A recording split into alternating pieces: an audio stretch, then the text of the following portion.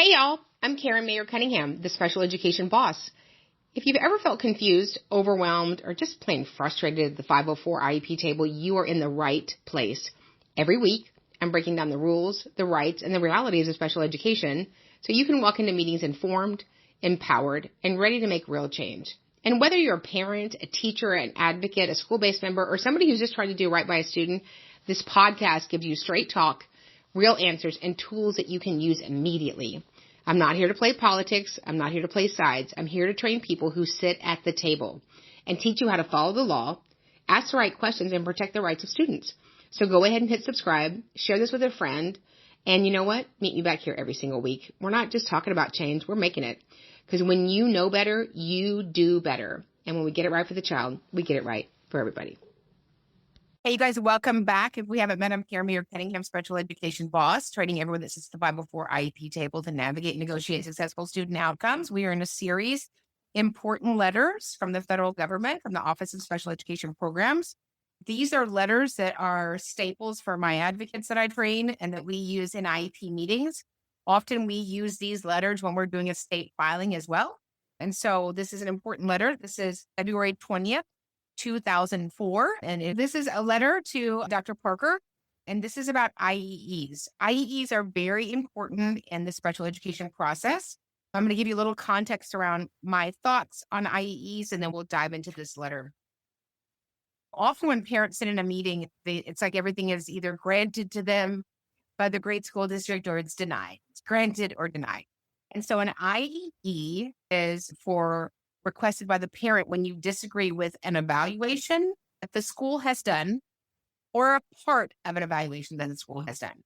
And so I'm going to go over the letter, we're going to read it, and then I'm going to impact how we negotiate and navigate IEEs when you need them, when you don't need them, and when we can go back and even trust a school. There are schools sometimes that are trustworthy to redo an evaluation with fidelity. Okay.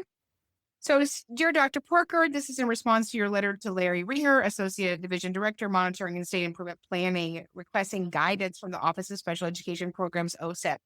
OSEP provides guidance. There are 13 federal entities in the United States that are connected to education.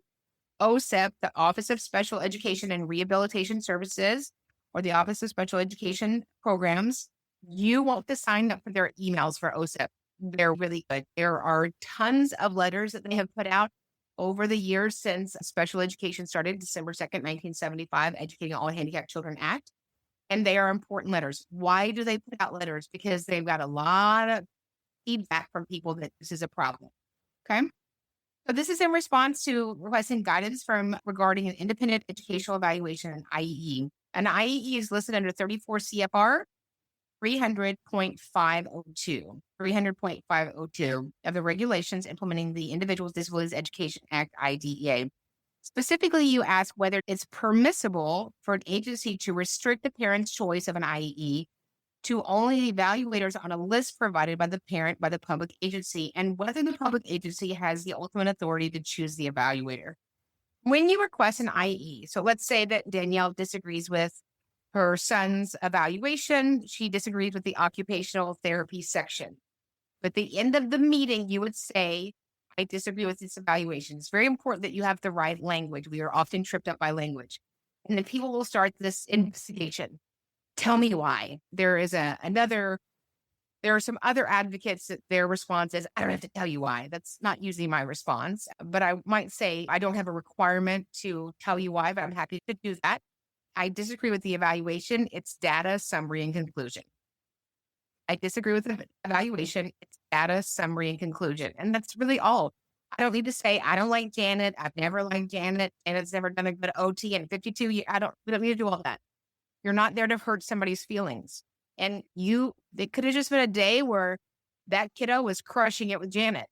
I don't find that evaluators are lying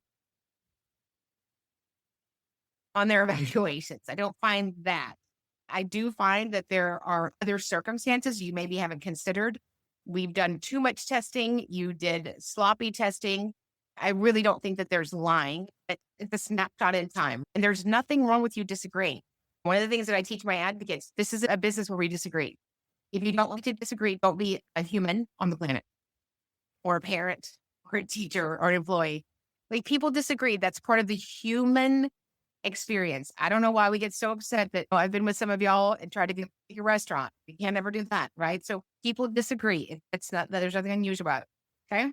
I have a different purview than somebody else has. And so the point of an IEE, an independent education evaluation, is to have somebody who is not the school district and who is not a parent provide a like evaluation in the sections you disagreed with at the expense of the district. At the expense of the district. Now, what it is not the Ritz-Carlton. I don't need to call the neurologist and charges $85,000 to do an evaluation. That's not what you're doing. You're getting a standard product by people in your city, county, or state that are qualified vendors through the district or have credentialing. So they're qualified vendors or have light credentialing. Okay. The current IDEA regulations specify that the right of the parent to obtain an IEE is triggered. I love that word. We were using that 20 years ago. If you trigger it, okay? It's triggered if the parent disagrees with an evaluation initiated by a public agency. The public agency is the LEA, the local education agency. Okay? The C regulations 300.502, B as in boy, 1 as in 1. I'm sure you're probably not supposed to say 1 as in 1, but anyway. Okay? And the regulations also require that on request for an IEE, the agency must provide the parent information about where an IEE may be obtained, maybe, and the agency criteria applicable for an IEE. The code is listed there. Public agency must set criteria under which an IEE can be obtained at public expense, including the location of the evaluation and the qualifications of that examiner, which must be the same as the criteria the public agency uses when it does an evaluation, for the extent those criteria are considered within the parent's right to an IEE. Other than establishing those criteria, a public agency may not impose conditions or timelines related to a parent obtaining an IEE at public expense. So I do want to talk about what qualifies me to an IEE. So I've often had people that were willing to cut their price, slash their price, and do an IEE that were more qualified. I've had people that were medical doctors that have offered to do an IEE. But the criteria in Texas is that you have to be an LSSP, a licensed specialist in school psychology. So being a medical doctor does not meet that criteria. You would literally have to go take another test.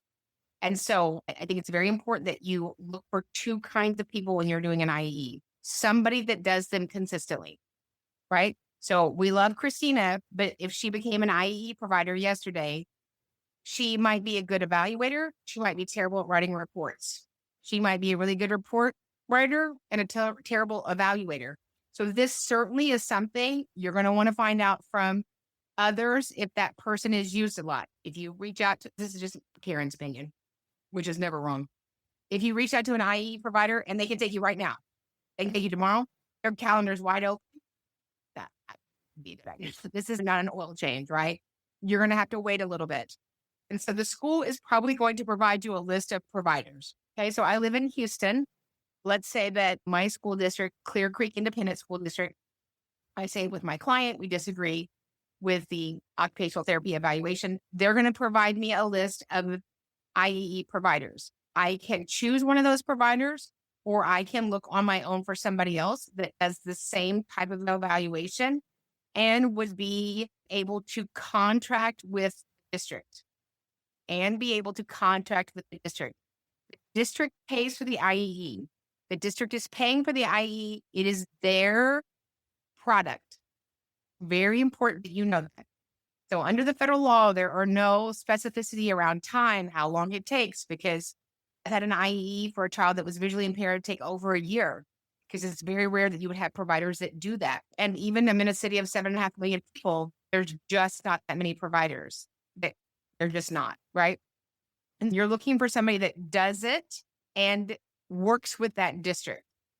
So I'm very caution if somebody is, I'll be a provider in Miami. Have you ever written an evaluation for this school district? No. Oh, okay. Other components about an IE that you should know, even though that's not what this letter is about, is that the school district does not have to accept a single word, requirement, recommendation, diagnosis in the paper. It could be one page, it could be 700 pages. They have to accept it as part of the student's cumulative folder and review it with the parents, but they don't have to take or implement a single thing that's in the evaluation. Hopefully they will, if that's what's purposeful for that child. And we'll do this after I do the letter, but there are other ways that I might try to access evaluations back to the district if I don't think this is a good avenue. Okay.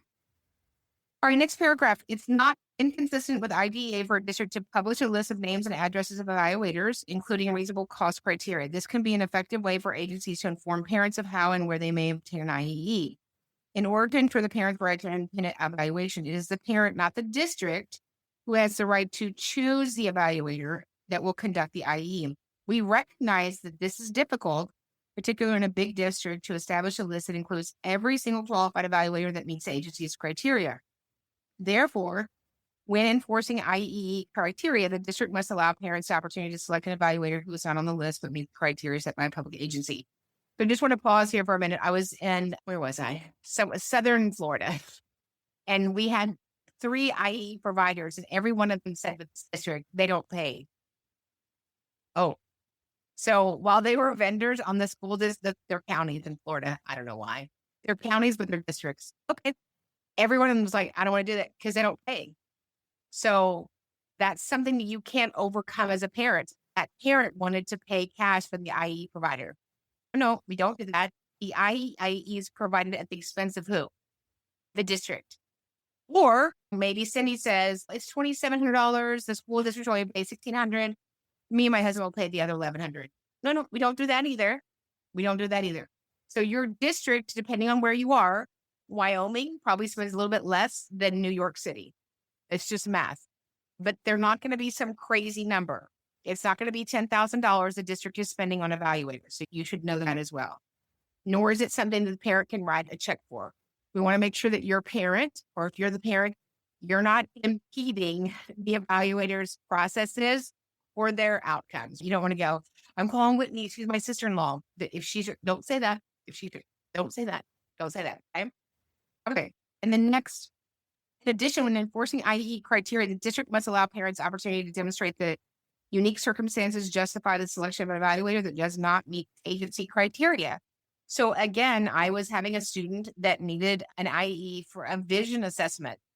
Those persons just don't they didn't exist in the state. I'm in a pretty big state. Okay. In some instances, the only qualified person to conduct the type of evaluation needed may be an evaluator who does not meet the agency's criteria. For example, because children must be assessed in all areas of the suspected disability, there may be situations that some children need an evaluation by an evaluator who does not meet agency criteria. In such situations, the public agency must ensure that this parent still has the right to IE at the public expense and is informed about where the evaluation may be obtained. If a parent requests an independent evaluation, the agency must, without unnecessary delay, either 1, initiate a hearing to show its evaluation is appropriate, or ensure that an IEE is provided at public expense. Let's unpack that. It's very rare, but a school district could say, no, we're not doing that, Whitney, and we're taking you to due process. That sounds scary, right? I think that's comical that you're going to now go in front of a hearing officer for $40,000, $50,000 to tell them that you wouldn't spend $1,600. So that would be no problem for me because I don't have to present the case. You're solely presenting the case to the due process hearing officer. Have I had that happen? Yes, by some amazing school districts. Even when I'm in that position, and I was in that position, and I had a client, we were in due process, we were going to due process, and I told her, I think it's best if you rescind the request that we rescind our request for an IEE, which then stopped the due process. Why? If the district is acting like that about giving you an IEE, do you think that they would accept any findings, even if the hearing officer said, yes, you have to pay for Stephanie's IEE? Oh, okay. So all of a sudden we're going to be in a love fest. They're going to grant an IEE. Do you think that the campus is going to accept those findings? But at some point, as you serve your friends, your loved ones, you do this as a profession, you have to we don't give counsel. We certainly don't give advice because we're not attorneys. I give recommendations and next steps about probability and outcomes, right? I'm not there to just keep the hammer down and just keep going. At some point, I have to tell my client, my friend, my loved one about, are you really going to get the thing that you think you're going to get at the end? Very rare has that happened. It looks ridiculous. If you ask me, you would have to literally spend more for the initial filing than it would cost to do the IE.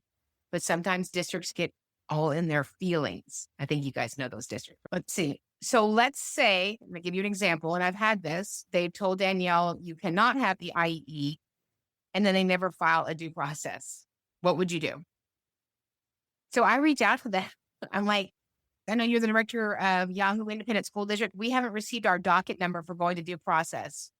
And I would do that in an upper level because usually they don't know that's occurred. And there are schools that don't know that when they tell you no, they have to take you to due process. It's amazing. But didn't get my docket number. I'm trying to pick out my outfits for court. And we going, is it going to be fun? If that happens, I certainly am going to reach out to the district and say, I've not received my papers where you filed against my child with a disability to deny him an IEE. Okay.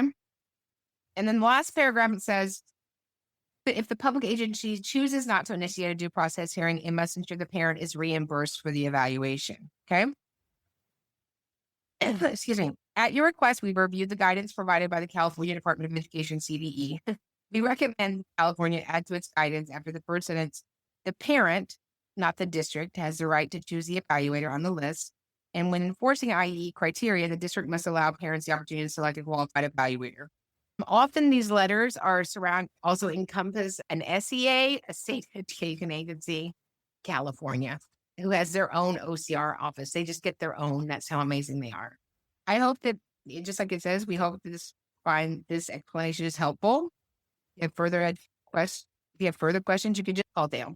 These are important letters to have at meetings. While I know you guys all have a copy of your federal rights, sometimes they're hard to communicate. And I find that these letters are a little more recipient friendly. I certainly include them when I'm doing a state complaint, and they're very helpful. Hit subscribe, share this with a friend, and you know what? Meet me back here every single week. We're not just talking about change, we're making it. Because when you know better, you do better. And when we get it right for the child, we get it right for everybody.